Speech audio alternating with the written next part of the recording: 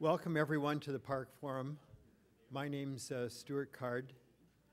Today's forum is the 7th talk in our special speaker series on going beyond Web 2.0, the power of the web for connecting people, collaboratively co-creating knowledge, and enabling enterprises to use social software tools effectively, and so on. Before I introduce today's speaker, I want to let you know that the previous talks are now available in our online archive at www.parc.com/forums. I'm sure you can find it with Google. The previous series includes B.J. Fogg of Stanford on mass persuasion with Facebook applications, Bernardo Huberman from HP talking about empirical laws of the web, Social Tech's Ross Mayfield, who spoke about how all things Web 2.0 are made of people, Garrett Camp on the Stumble Upon Web Discovery System, Charlene Lee of Forrester on strategies for winning in a world transformed by social technologies, and Guy Kawasaki on the numbers for launching a Web 2.0 business. Next week's forum will be presented by Primal Shah of Kiva.org on loans that change people's lives, how an online data-rich, transparent lending platform connects lenders and unique small businesses in the developing world.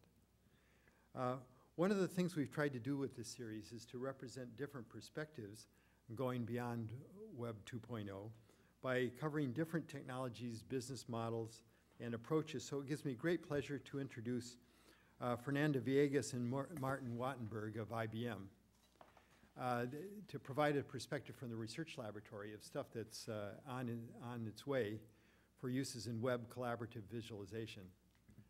Martin Wattenberg is a researcher and group manager of the Collective User Experience Research Group at IBM Watson. He received a PhD in mathematics from the University of California at Berkeley. He's also exhibited artwork at places like the Whitney Museum in New York, the New Museum, and Ars Electronica.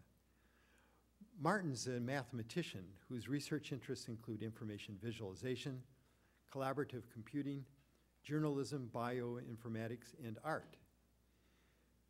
Before joining IBM, he was director of research and development at smartmoney.com. You may have seen his map of the market, which visualizes live data on hundreds of publicly traded companies.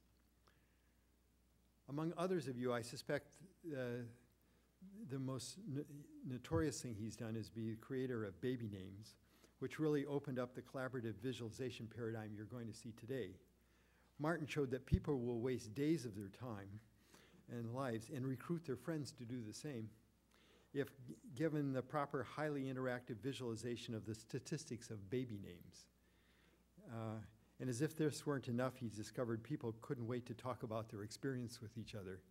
And in fact, this works more or less with any dry statistics that you can think of, as you'll see. Fernanda Viégas is a researcher at IBM Watson.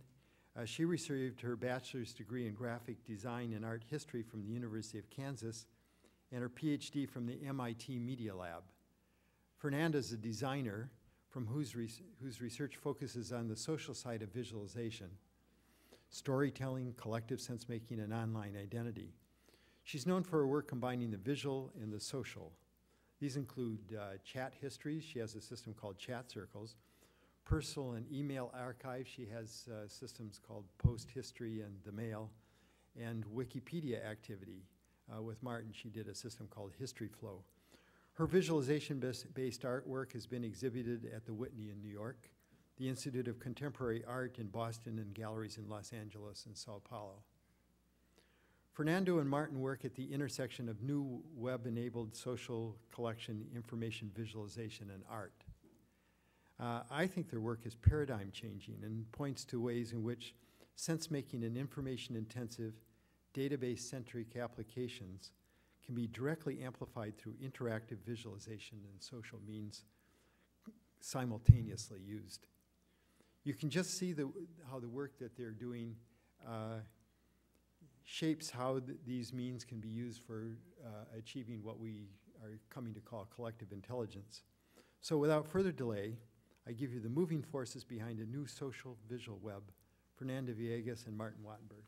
Thank you.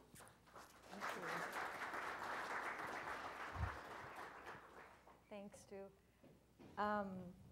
So before we launch into Many Eyes, we thought we'd give you a little bit of context of, the world of information visualization, where we're coming from, and how did we get to a place like Many Eyes. So this is sort of what information visualization looked like in the 1990s. And it's sort of traditional InfoVis. It's something that is done by experts for experts. So think your scientist sitting in front of the computer, looking at tons of data, very colorful displays. It's usually a male. And think about someone, exploring lots of data and getting some wonderful insights for science. That's where information visualization sort of comes from. But we started seeing that people can use InfoVis in sort of different ways. In fact, we started seeing lay uses of information visualization, and we're going to briefly talk about personal experiences that we had in that sense. So the first one, these are two visualizations that I was doing at MIT when I was very interested in visualizing people's private data, so their email archives. And because I wanted to have real users with real data, I had to be very careful about privacy. I had to explain to my users that, if you give me your email archives and I visualize them for you, you're the only one who's going to see these visualizations. I'm never going to publish anything about this without your consent. And even then, I'll anonymize all the names. So, being very careful about that. So the users would look at me and be like, okay, I guess I trust you, so go ahead, visualize my email. But then what happened was that as soon as I put people in front of the computer to play with these, the first thing they wanted to do was to share these visualizations with others. And I'm sitting there shocked, thinking, no, what about your privacy? Remember? We went through this. And people would be like, no, I want to take a screenshot and send it to my family. I want to send it to my friends. They would pull friends and sit with them in front of the computer and look at stuff together and be like, remember, this is when we started dating. And this is when we broke up. And remember? So, and I'm sitting there going, no, but. So anyway, after a few of these, I sort of took a step back and started realizing that on top of, the traditional InfoVis data exploration, these visualizations were really serving as social artifacts, sort of like photographs around which people were getting together to tell stories and reminisce about the past. So then I started thinking, well, if this seems to be of great value to the users, how can we actually design visualizations so that they support this kind of storytelling and communication that people seem to want to do with them? So I had my own epiphany a little while later when I created the visualization that Stu referred to in the introduction of baby names. And this is something I did really almost as a lark, something to help my wife sort of publicize her book, which was based on Social Security Administration statistics about baby name trends. And actually, it's a very good book. You should buy it. So I put this visualization up on the web thinking, OK, this maybe will draw some attention from people, expectant parents, probably people look at it. If they really have to name a baby right now, then they'll be interested in it. But we did not get the audience we expected. Certainly, parents were one of those, or parents-to-be. But we got a bunch of people who were quite open about the fact that, no, they were just looking at it because it was interesting. And I have all these quotes from the web itself. What happened was really kind of surprising to me, that this went up, and suddenly all over on discussion sites, on blogs, people started writing about this. And then they started discussing it in the comment sections of the blogs, on forums, in sort of random places you wouldn't expect, Reason magazine. And what they were discussing often was pretty sophisticated from a statistical point of view. They were trying to find trends. They were making pretty good guesses as to what was causing the trends, pointing out outliers, sometimes even challenging each other to play little games where they would say, can you find a name that was popular in 1900, unpopular in 1950, and then popular again in 2000? So it seemed like, OK, this is not what I expected to happen, and there really is something going on here. So sort of the data set that Martin was dealing with the baby names is not that big. It's 6,000 time series, right? And yet, the audience looking at this data set was huge. And that's what made the difference here. right? So as information visualization researchers, we're usually looking at how do you scale the data? How do you show more and more data points in one picture at a time? But then, given our experiences with these sort of social dynamics, our question changed, and it becomes more of what happens if instead of scaling the data that you're showing, you scale the audience around a visualization.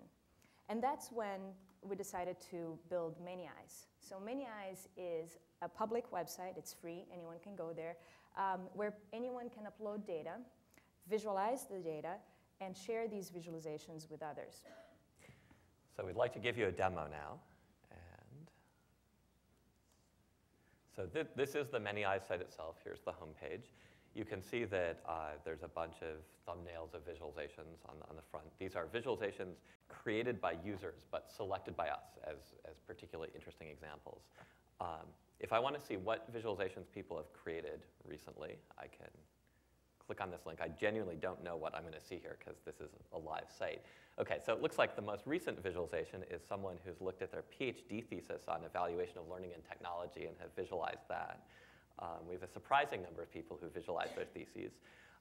There's one called RAPE, actually, which I looked at. That was the most recent one before the talk, and that's actually crime statistics, or crime data, which is interesting.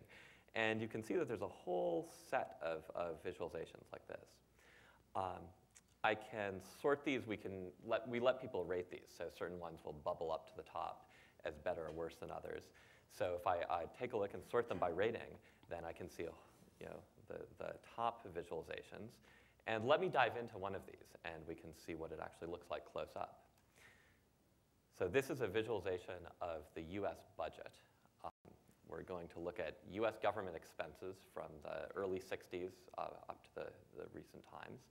And it's kind of interesting. In this particular one, you can see actually some of the DNA of the baby name visualization, at least in design. What we're looking at here is each stripe represents a section of the budget, and time is on the x-axis. In terms of, I think this is in corresponding to billions of dollars here. So let's take a look at these. I can sort of sift through, see some interesting things. I can zoom in and watch, for example, human resources going steadily upward over time. In contrast, I might want to look at national defense, and I can see that, okay, that's actually fluctuating.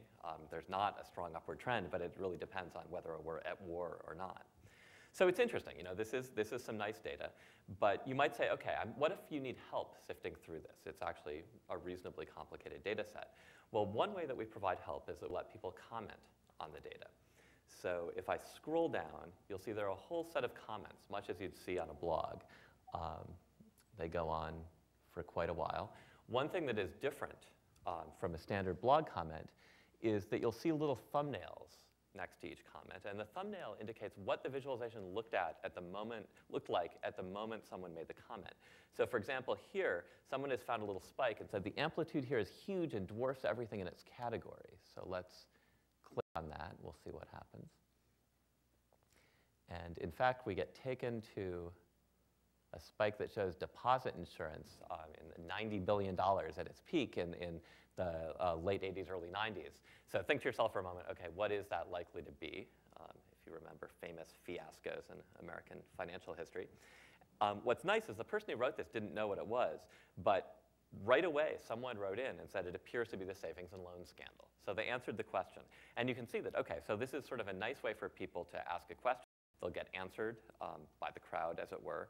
And people go on to discuss this data in various ways.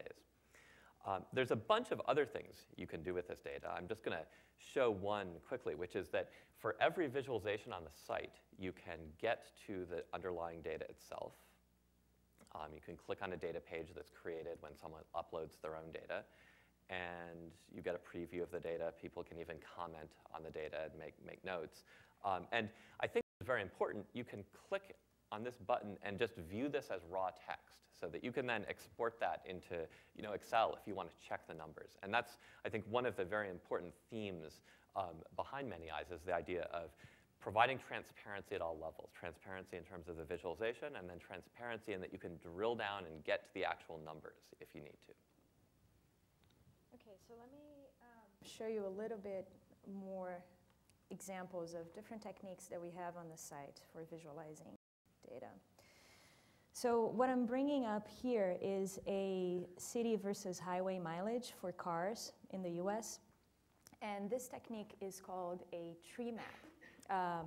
And what it's showing here is each one of these little rectangles here is a different car model. So as I go over them, I can see that right now I'm looking at a Honda Civic, and it tells me a couple of different information points about each one of the models. So the highway mileage, the city mileage, the difference between the two. You may also notice that the cars are arranged by class. So you have all the compact cars are over here, and the standard pickups are here, minis and mid-sized cars and so forth. This is how a Treemap works. It sort of arranges all the items that are like each other together on the screen for you. The other thing to note about this is that the color is meaningful. So the bluer a car looks there, the better it does on the road versus the city, which is sort of what you would expect anyway, right? Except that there are some outliers. We see some very orange cars. So those are cars that actually do better in the city than they do on the road. And that was news to me. So if I go over here, I can see that this is a Prius. This other one is a Camry hybrid. This is a Mariner hybrid. So it seems like these are hybrid cars. But if I do a search for hybrid, I can see that not all hybrid cars have that quality of being orange, right? So what's going on here? So there are other ways that we can explore this visualization even further. At the top of the visualization, you see these tags here. And these are sort of the tags showing me how the cars are arranged in the Treemap. So right now, they're arranged by class, which is this tag on the left side. But if I bring manufacturer all the way to the left, they rearrange themselves into Chevrolet and Ford and Dodge and Toyota. We can see that right away Toyota has a lot of these outliers, right? Has a lot of the orange cars. Lexus has a couple, Ford has a couple. If I keep going with this, I know that if I bring up the very last tag, transmission, all the way to the left, boom, all the cars that are outliers are together, okay? So not only are those cars, for the most part, hybrid, but they have a special transmission that makes them better suited to the city than to the road. And that was news to me. I was very surprised when I saw that. So before I go on to the next visualization, I want to do a little exercise with you guys. If I were to show you a world map where each one of the countries was colored by the amount of alcohol consumption per capita, and the countries with the highest alcohol consumption were brightest, very bright orange, which country would be the champion? Sorry? Russia?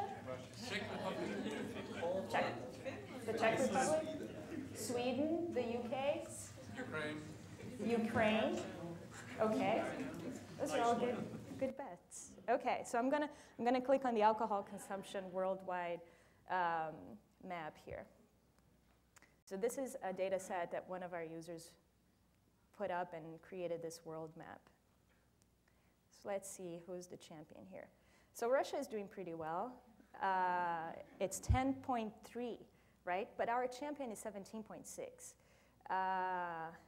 England, the UK, 11.8. So not the champion. Sweden, someone said, 6. Sweden is shameful, very, very low. Not doing very well at all. So who is the top? In Africa, right? It's Uganda. So as soon as we saw this, we were like, wait, there must be some sort of mistake in this data set. This can't, because we were sort of guessing the same countries that everybody here was guessing, right? And we definitely didn't think about anything in Africa. So this visualization spurred a whole lot of discussion here on the site. And actually someone went on the web to find out if this was real or not. And they actually found out that yes, there is, unfortunately, it's a very sad story. There's a crisis in Uganda right now. It seems to be related to HIV spread, and apparently males are drinking a whole lot. So it's a very serious problem. And so this person came back, this person came back to Many Eyes and wrote about that and put links to, the reports where they have found this discussed. The other thing that's somewhat interesting about this map is if you look here, there's a whole swath of white countries, right? Any ideas of what this might be? Islam, Muslims, right? So as soon as I saw this, I was like, oh, wow, it's amazing how well you can see this. So I put up this link to another map that we have on the site that is the percentage of Muslims in each one of the countries. And you can see very clearly it's sort of a reverse map of what we had on the other one, right? So again, this is one way that discussion happens on Many Eyes, where data and visualization sort of becomes part of the conversation that people are having there. Just to move along a little bit with maps, we just launched a couple of more features on maps. So now we have maps of different countries. This, for instance, is a map of China, and we're looking at air pollution. And air pollution has a lot of different dimensions, so I can go over here and I can see sulfur dioxide, emissions by industry, by different dates, volume of waste gas from process and fuel burning, so very different ways of looking at what is pollution. And one of the things that we figured it would be good to support conversation and argumentation around these things is to let people compare these things. So for instance, if I want to compare this specific dimension of air pollution against another one, I can go to a two-map view that shows me, some other dimension at the top map. Or if I'm a Tough Tea fan and I really like small multiples and I want to see all of these maps at once with all of the different dimensions, I can do that as well. The other thing that's important is that we really want to support argumentation and discussion around these data sets anywhere. It doesn't have to be on Many Eyes. So to that end, we have these, the Share This button at the bottom here. Each one of these visualizations has it, where you can decide whether you want to embed a live visualization of Many Eyes on your own site, so you can bring it to your blog and have people play with the visualization right there. You might want to insert a static image, or you might want to email this to someone. So these are different ways that you can interact with the visualizations. Now, everything we've been showing so far has to do with numbers, right? These are all techniques for visualizing numeric data, and they're very good at that. Except that after we launched Many Eyes, we started seeing that people wanted to really upload text, and they wanted to visualize text on our site. And we really didn't have a good way of letting people visualize text. So in reaction to that, we created a couple of visualizations that allows people to see text. The first one was very simply tag clouds, with most of you, I'm sure, are familiar with. So this, for instance, is a visualization of a speech that Obama gave last year. And this is a tag cloud of the speech. And if I go over any of the words here, it gives me a little bit of the context of where that word showed up. The other thing I can do if I want to point attention, point to something specifically on the tag cloud, I can select it. I can select generation, people, today, whatever it might be that I think it's important to talk about. But the other thing that's, sort of lacking here is that you look at this, okay, it's a tag cloud of a lecture that he gave, but it's sort of generic, right? So what that he talked about America and generation and people and time? That doesn't tell me very much at all. So one of the twists we added to the tag cloud is to give it a way to have a two-word tag cloud as opposed to a one-word tag cloud. So if I click on two-word here, it gives me a very different image of what Obama was talking about, right? So he was talking about healthcare, special interests, and sending the troops home. And one of the exciting moments when we first came out with the tag cloud was someone made this Obama tag cloud, and as soon as I did the two-word version, I was like, wow, this is really different. So I commented on it here. I was like, oh, you got a very different picture. So someone else came here and said, I agree. I was personally at the speech, and when I think about the various nonverbal cues that he gave, he was actually talking about these themes. So a small change to a visualization technique, and actually you gain a whole new appreciation for the content that you're trying to visualize.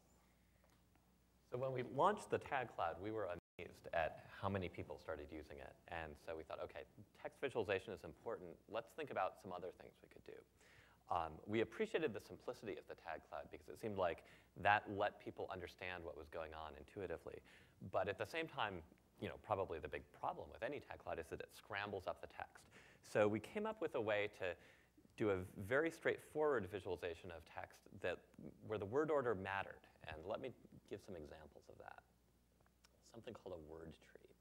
So here's a visualization of the words of the former Attorney General, Alberto.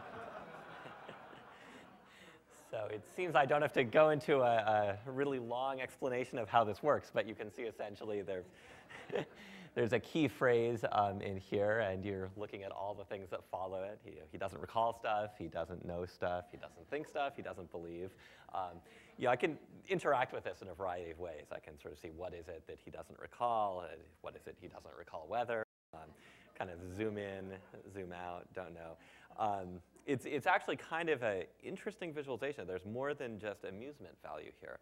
If you look carefully, you'll see there's some very, very long phrases that are in large type here. And what this means is that something occurred verbatim several times in his testimony. And to me, that's quite interesting. You know, someone who's speaking off the cuff is not going to just randomly have a 50-word phrase occur twice. That's clearly something pre-rehearsed. And it seems like an interesting indication that probably the questions he was asked that he gave those answers to, those are probably the tricky ones. So anyway, I put this up. I thought it was interesting. I created it, as you can see. I featured it on the homepage. I'm not ashamed to say I'm a Democrat. So then what happened next? Well, within an hour and a half, another user on the site, who I dare say is not a Democrat, created a word tree called William, I don't recall Jefferson Clinton testimony, showing that actually, you know, evasive testimony can cross party lines. But it's interesting to compare these and to see, okay, you know, what he says, remember instead of recall, and you know, you can sort of sift through this and search for various phrases, and it's sort of a window into that testimony as well. This technique, it turns out, is actually pretty flexible. I'm going to show another example. One of the stranger data sets that was uploaded to the site was a bunch of text with notations like single white female or I am married male. Like, what is this? So we looked closely, and it turned out that someone seemed to have collected a bunch of personals ads and was looking at ads that, you know, from either a particular demographic group or that contained a particular phrase. So one of them, you know, the data set was called I am married male. And let's take a look at that. First, let's look at a tag cloud that the person created. And you can see, okay, so married comes up a lot, obviously. I is friend, fun. It gives you sort of a maybe general gestalt. But let's take a look at what happens when we make a word tree out of this. And I'm going to just take this opportunity to show you how the visualization creation process works. So I go back to the underlying data. You can see the personals ads here. I'm going to click on the visualize button. I get a bunch of choices of how I want to visualize this. And I'll choose a word tree in this case.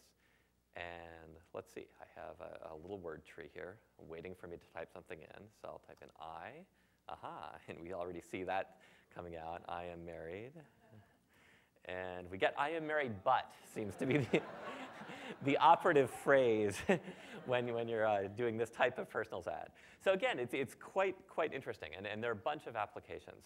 One of the most common types of visualizations we've seen made with this technique relates to religion. And in fact, I think one of us in our lab put the King James Bible up in this format, partly because it's a way of showing off. There's about 1 million tokens when you tokenize that text, and this still works, which we're proud of. So we put that up, and very soon one of the comments just read, "God bless you for making this visualization." And we realized, wow, that's not a reaction we've gotten ever for visualizing anything before, and actually felt kind of good. There's a lot of visualizations on the site, many techniques that we don't have time to go into. Here is a sort of thumbnail overview of just some of them. Some of them you've seen, some of them you haven't. But really, the question is, what are people doing? We've created the site that, as you've seen, has taken tools that were formerly in the realm of scientists only and have put them out for anyone on the internet, no matter who, to use. What are they doing with that? So ironically, they are doing science, for one thing. So scientists have started coming to Many Eyes and uploading research data, for instance, and creating visualizations and finding new things on their data. So this, for instance, is a historian who's looking at the makeup of the Canadian Parliament over time. And he put his data on Many Eyes and sure enough found a trend on his data that he wasn't aware of before. So he's going to publish a paper and use the Many Eyes visualizations for that. So we're very excited about that. Here's a linguist who is looking at language formality on corporate blogs and has uploaded a series of data sets to Many Eyes, and as you can see, used a variety of techniques to look at formality. And then it's taking those back to his blog, blogging about it, having the rest of the linguist community chime in, and it's really helping his research. Finally, microarray data. This is just a very small snippet of tons and tons of visualization of genomic data that we have on Many Eyes. This is a scientist who has created a huge series of tree maps, and again has found something that he wasn't aware of and is going to publish a paper using the visualizations. So we're very excited about that. But before you might think that it's all scientists, for sure it's not. There's a lot of analysis going on with non-experts. This, for instance, is a screenshot of a data set related to global warming that one of the users uploaded a while ago. And this has generated a lot of discussion on the site. And it's very passionate discussion. People will look at this and use the data to either decide that global warming does exist or no, that it definitely does not exist. So these are some of the comments that you can see on the right there. The other interesting thing about this particular visualization is that months later, the creator of the visualization came back and was reading through all the comments and found a comment that pointed to something that might be a mistake in the data set. So he went back, corrected the data, and explained to the rest of the community, look, now I have a new visualization with this updated data set. Let's move the discussion over there. So really, again, this notion of how does the conversation move with the data that's available. This was really one of the deepest discussions on the site, and I think one of the reasons is the political angle, that people were entering into this and they had particular points of view that they wanted to explore or push or refute. And it's something that we've seen in a bunch of other contexts. So there's a lot of political work and a lot of activism. So I'll just give a couple of examples. So one is that there's a very popular usage of these tech clouds for political speeches. So you saw one in the demo. But it's not just that it happens to be election time in the United States. We've seen people in France put up speeches from French politicians, a bunch of people in England doing British politicians, and it's a very, very popular pastime. I don't know what it says about our society, I guess, that you need to have fancy visualizations to understand what the heck politicians are saying, but that definitely seems to be the case. We've also seen what I would term citizen activism, and here's one example. There's a blogger, actually someone who's fairly well known, named John Udell, who was interested in crime in his small town in New Hampshire. There's a sense in the town that crime had been on the increase. And obviously, as a concerned citizen, that's what makes you concerned. So he got some data from his local police station and made some graphs on many eyes showing what the history was. So one interesting thing is actually right away you see that there's not any immediate evidence in the data he had of this spike in crime. So already that deepens its discussion a little bit. Like, okay, is it just hysteria? Is it not? And you see the discussion moving forward. He then blogged about this, got a bunch of discussion going on in his blog. That was interesting. He then, and this is where we got really amazed, he made a YouTube video of himself going through, he did a bunch of stuff, but one of the things he did on this video is he carefully went through the visualization, interacting with it, clicking certain buttons, unclicking others, and narrated a story about what the data said to him. So that even if you were maybe too lazy to go to many eyes and click through the interactivity yourself, you could get the benefit of his storytelling around the data. And the cycle got completed when he realized, okay, there's data I need that is missing. Because he had, at this point, gathered a bunch of data. He had data from the rest of New York to put this in context. But he realized there actually wasn't the right data from his town, that there was more he could get. And the local police were not either collecting that or making that available. And he went and, with this video and with his experience in hand, used this to make the case that they should start collecting more data and increase transparency. So it's almost a virtuous cycle of analysis. And John Udell, and having posted a blog entry about something that he did on Many Eyes is part of a much bigger phenomenon, actually. We really see the blogosphere as a community petri dish for what's happening on Many Eyes. A lot of the really exciting discussions that happen around these visualizations is happening off the site. It's happening on people's blogs, for instance. So to give you an example, I'll tell you something that happened very early on. It happened 2 days after we launched. So a user named Crossway uploaded a co-occurrence data set for biblical names on Many Eyes. So in other words, whenever you had a verse of the Bible that had 2 names on the same verse, that would be a point in his data set. He then created a social network of the New Testament based on that co-occurrence data set.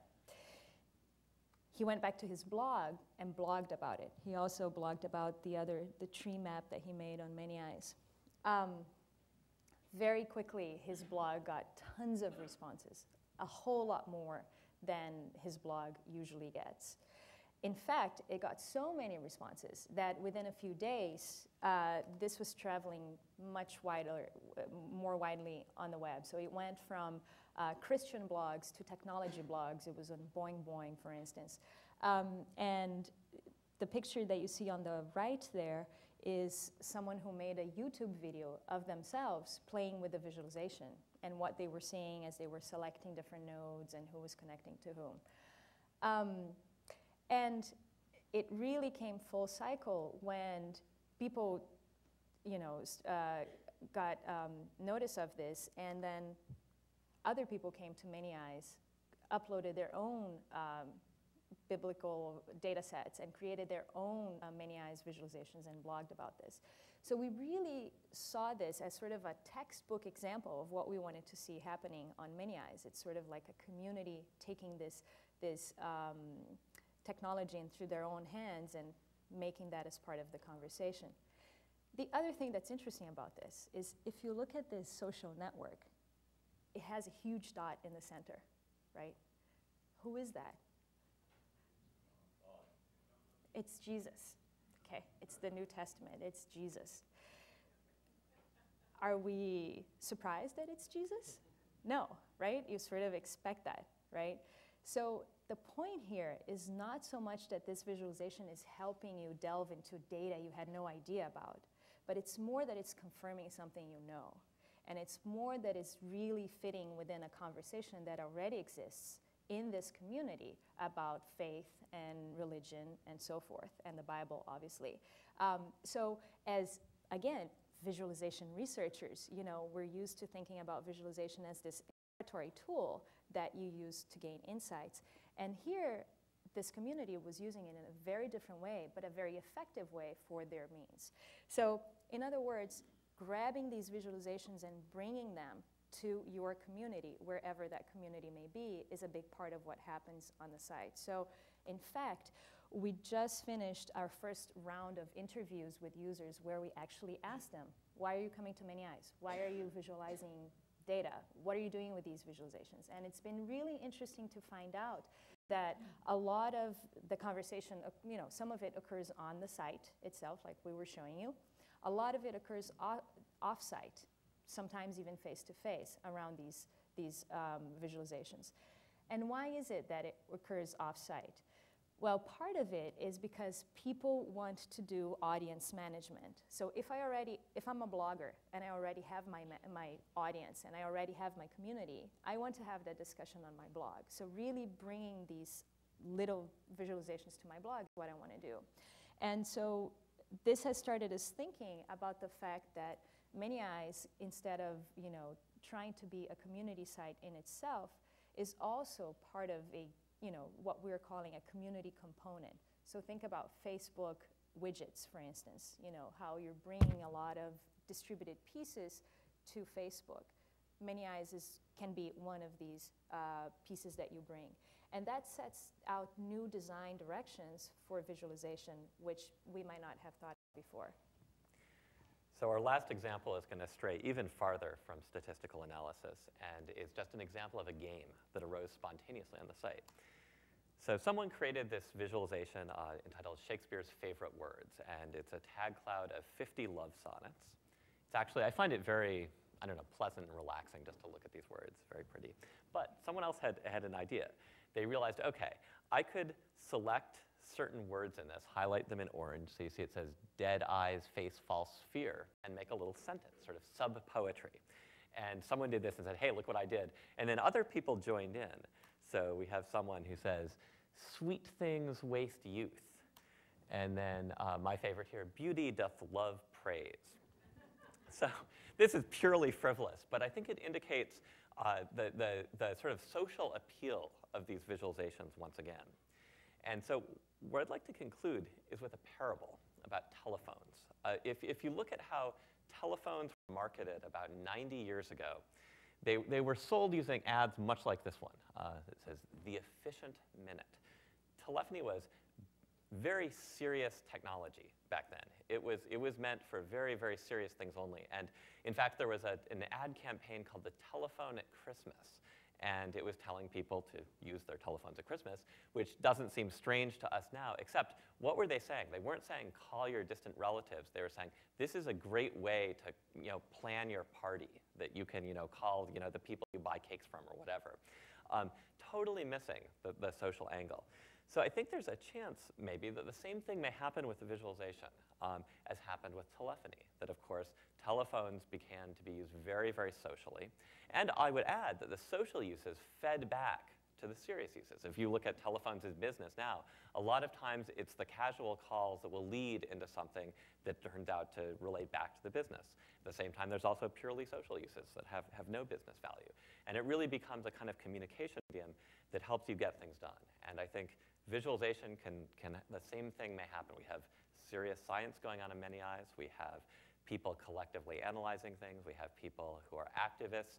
We have people just playing games. And I think all of these sort of open up a bunch of scenarios for visualization that I think are wonderful to explore. So I'm looking forward to what happens next. And thank you. Thank you.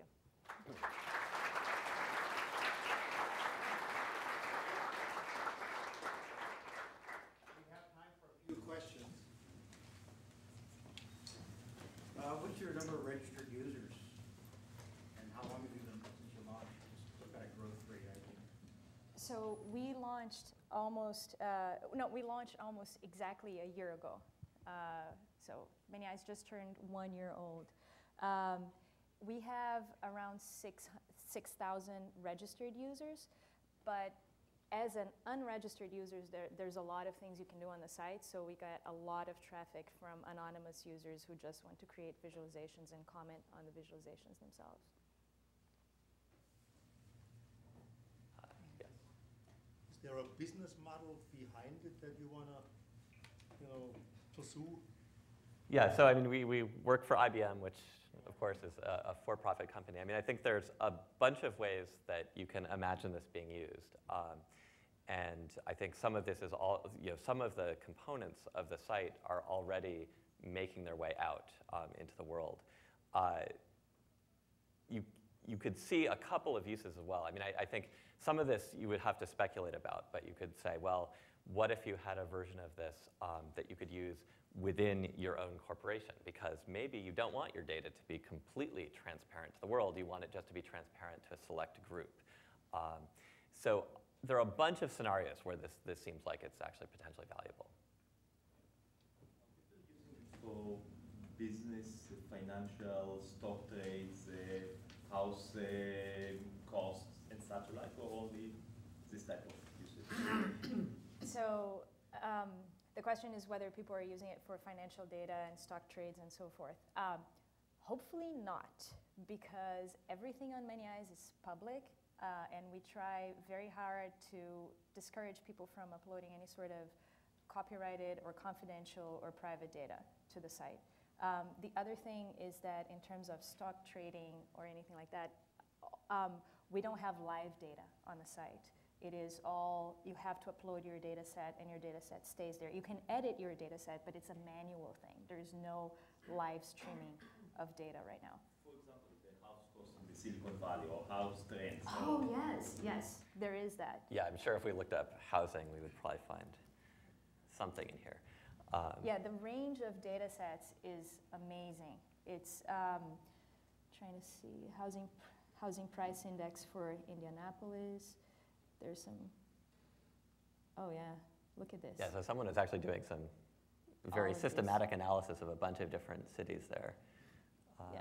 Yeah, so people are definitely doing economic data, I would say. Yeah. It's sort of the, you wouldn't put sales data for your company necessarily up there.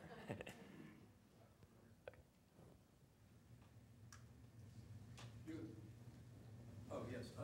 Do you require references for the original source of the data to give it validity? And also, do you, anybody can come in with a data set and use your applications? Do you allow applications to be submitted, new ways of visualizing the data? Okay. So those are two interesting separate questions. So to address the first, we encourage people to put a source with a link if possible. But we don't require it. And in fact, there's some cases where it wouldn't even make sense. One example is that we have had a couple of people track their weight over time on the site, which is an interesting thing to see. And so for that, there's not really an official source. You sort of hope people are telling the truth. Now, the second question, will we let people upload their own things? So that's a great and interesting area. I think there's a whole bunch of questions. I mean, some are a little bit logistical or legal or technical. I think the interesting thing is how can you make it so that it's easy for people to create these visualizations themselves? Is there some way beyond just uploading a lump of raw Java to the site? So it's something we're thinking about, absolutely. Have you done any 3D visualizations? No, we don't have any 3D visualizations so far. We try very hard to work with techniques that we think are both going to be simple enough that people are going to get right away, and that's it's a hard line to walk, actually. When we first launched the site, for instance, we had a portfolio of visualizations which was mostly everything that you have on Excel, your business graphs and charts and bar charts and so forth, and a couple of more experimental visualization techniques, which were, for instance, the Treemap and the social network. And we were really curious to see if people would take those on or not, because the data set that you need for, say, a Treemap is slightly more complicated than you need for the other visualizations. And so we were really happy when we saw that people were actually taking those on and using them. So far, we haven't had any need for a 3D visualization technique, so we haven't done anything along those lines.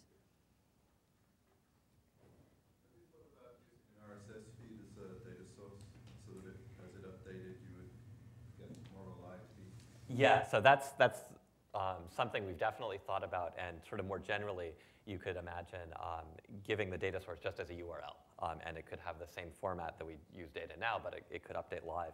There's some really non-trivial design questions involved in that. In particular, ones that arise when you start thinking about collaboration and commenting, because if you want someone to ask a question about data that will be different 3 days later, how do you, and their comment refers to something in the data, how do you deal with that? Do you keep a copy of the data so the comment doesn't go stale? Do you just let it go stale because maybe people can live with that?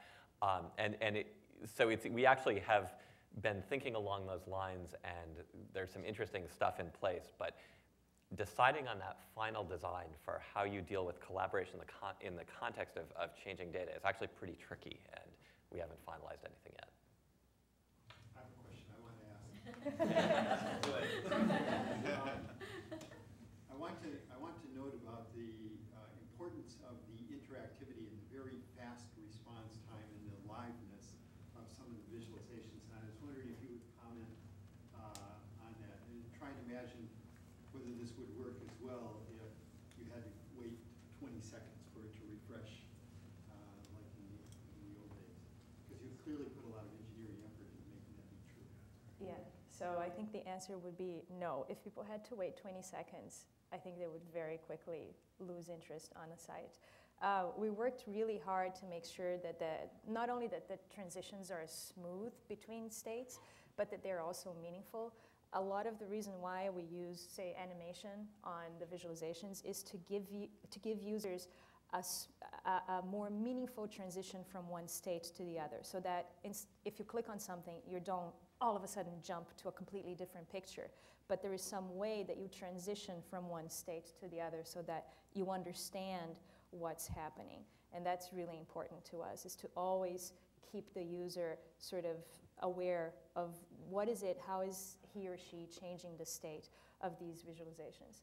So we really feel like the animation, the care with the animation is important to have users play with this. The other thing is also, we've noticed when we didn't have the live embedding of visualizations on people's sites, people would constantly ask us for that, because it's definitely not the same thing to see one of these statically on your blog. Oh, I just took a picture and I put it on my blog. It's a very different experience when you actually can interact with the thing and you can see it moving and you can drill down and see different states. So, yeah.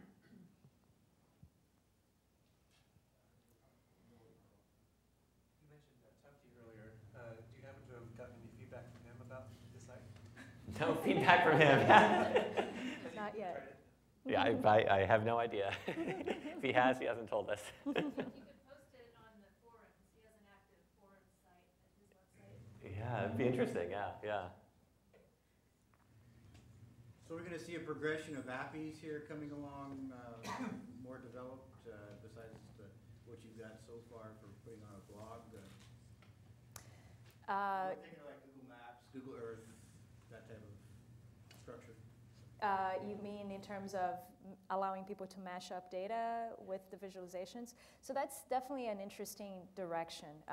And it might be, it's related to something that Martin was talking about before, is how can we allow people to contribute to the site in ways that go beyond just putting a data set there or just adding a comment to a visualization. So all of those options are on the table. We're trying to figure out what to focus on right now, because we definitely want people to be able to contribute and do more sophisticated things with these visualizations than they can right now. So not promising anything, but Can you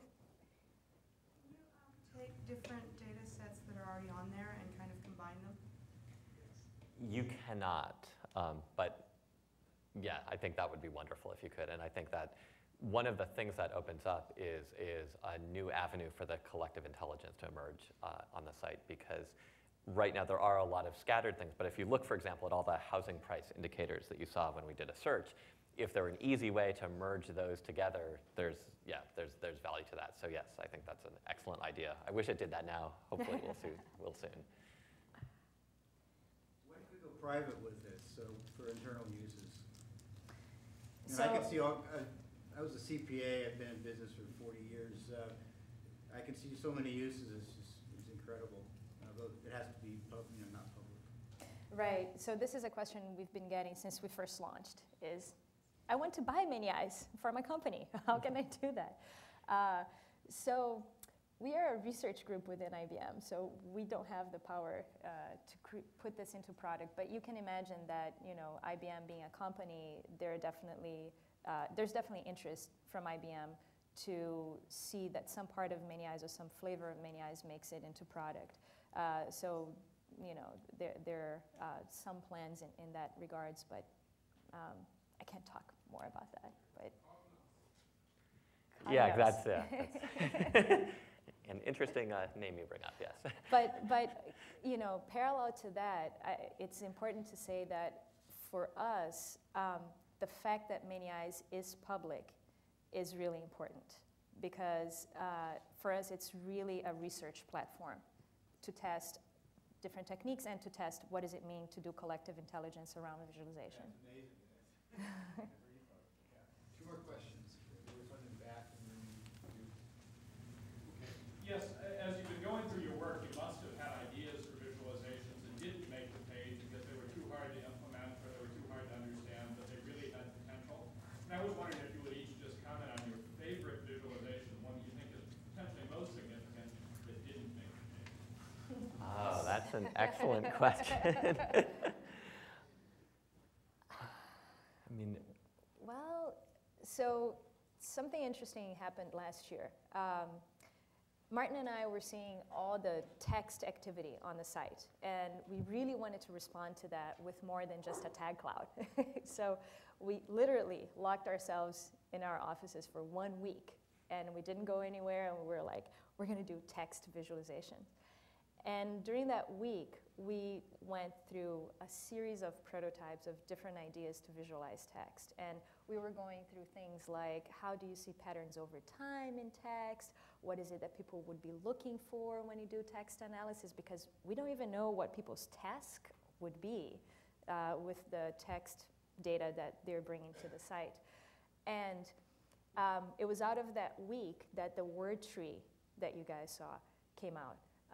But behind the word tree, there was all this trail of different discarded techniques that we tried. And so hopefully one day some of that will make it to the site, I think. Yeah, I mean, I would echo. I mean, there's at this point a bunch of things stand like in sticks and strings and with duct tape sitting on our bench that are waiting to be polished. I think the other kind of thing that we've had is a couple of visualizations that were designed to show data that's just really complicated to get your head around. So there was one person who was very interested in looking at a bunch of sets and how they overlapped. And we had a very nice prototype that worked for her really well, but we realized that anyone who wasn't used to thinking about a whole bunch of sets and how they overlapped in a very abstract way would just be completely befuddled by it. So that's still sort of in the drawing room where you're like, okay, on the drawing board, or how do we make that approachable? So often it's complexity that seems to keep things from being published on the site.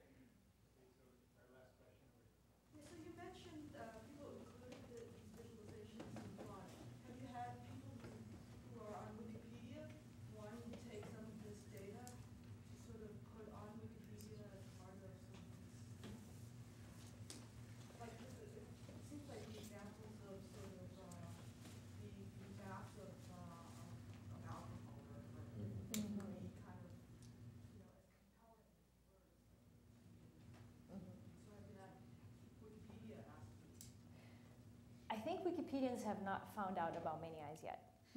I think there may be some. I think, yeah. But often what they want to visualize is Wikipedia itself, actually, Yeah. and that's a whole other story. So we've had data from Wikipedia being brought to the site and visualizing Wikipedia activity itself, but I haven't seen, say, an article on Wikipedia illustrated with one of the visualizations. But we would be proud. That would be Yeah. great. That would be great. Yeah. So if you are a Wikipedian, go for it. Let's thank our speakers.